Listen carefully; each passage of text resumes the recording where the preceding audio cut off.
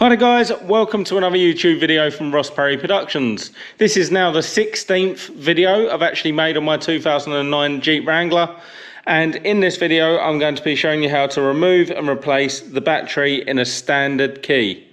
So if you have a Jeep and the key looks like this will be the method to change the battery. So nice and simple, we're just going to need a medium-sized flathead screwdriver, and if you look around the outside just here next to the actual metal key section, there is a groove. All we're going to do is just pop our screwdriver in there and twist it, and then you can actually pull this section off. Now if you ever need to replace the actual internals of your key, you can actually pull it out quite easily, like you can see it moving just there. It just comes straight out and then the buttons come with it. You can also get button kits if you need to replace those or want to replace those, if they're like mine and just faded or just disappeared. But for this video we're just going to pop this battery out here, show you which type it is. So if you look around the side there's a bit of a larger hole. Just again get your screwdriver in there and flick out the battery, and if you would notice the battery was actually right inside down.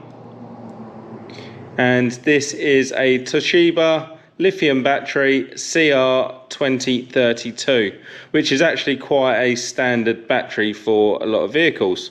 So to get your new one, just go ahead and just face the text down, pop that straight in like so, get the other part of the key from earlier, and we're just going to get in there and just squeeze it all the way around, making sure it seals nice and tight.